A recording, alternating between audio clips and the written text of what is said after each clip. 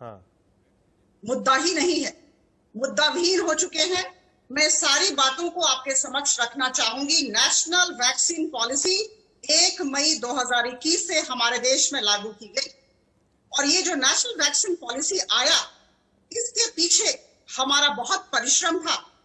सारे राज्यों के मुख्यमंत्रियों के साथ, सारे राज्य के स्वास्थ्य मंत्रियों के साथ और सचिवों के साथ बार बार बातचीत हुई, चिकित्सकों के साथ हमने बातचीत की और इसके अलावा जितने भी अन्य स्टेक होल्डर्स हैं, सब लोगों के साथ बातचीत करके यहाँ तक कि वैक्सीन मैन्युफैक्चरर्स के साथ बातचीत हुई और तब जाकर वो नेशनल वैक्सीन पॉलिसी आई थी। इसे हमने नाम दिया था liberalised national vaccine policy.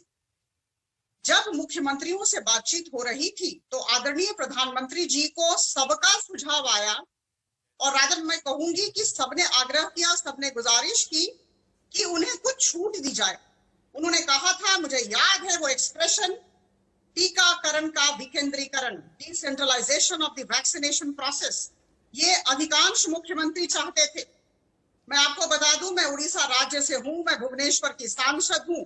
Orissa राज्य के मुख्यमंत्री ने भी लिख के हमारे प्रधानमंत्री जी को आग्रह किया कि हमें ओपन मार्केट से खरीदने दिया जाए और हम वैक्सीन मैन्युफैक्चरर्स के साथ डायरेक्ट नेगोशिएशन करें, इसकी स्वतंत्रता दी जाए। मैं आपको कहना चाहती हूँ, इसमें एक छोटा मैं बीच में एक छोटा सा इसमें क्लैरिफिकेशन चाहूंगा।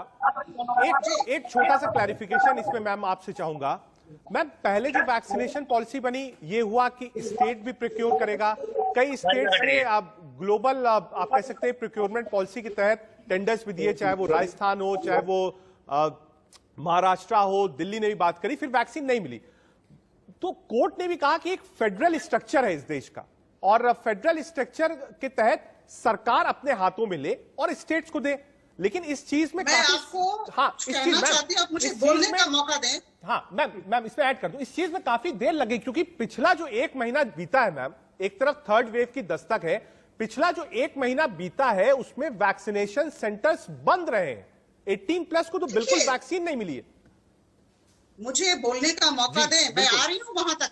हाँ आइए। मैंने कहा नेशनल वैक्सीन पॉलिसी कैसे इस देश में आया, मुझे लगता है आप सबको ज्ञात है और मैंने जो कहा, मैंने बड़े स्पष्ट तरीके से कहा।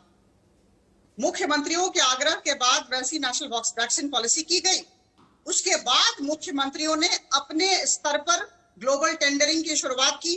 केंद्र सरकार ने कहा हम हर तरह का सहयोग करेंगे, लेकिन सरकारें नहीं कर पाई और जो स्थिति हुई वो आप सबके समक्ष प्रस्तुत है। जहां तक सुप्रीम कोर्ट की बात है, सर्वोच्च न्यायालय की बात है, मैं कह दूं बहुत आत्मविश्वास के साथ लेकिन विनम्रता के साथ कहना चाहूंगी कि सर्वोच्च न्यायालय के ऑर्डर का हम सम्मान करते हैं, लेकिन सर्वोच्च न्यायालय का यह फाइनल निर्णय नहीं है, यह ऑर्डर नहीं है, यह ऑब्जर्वेशन है।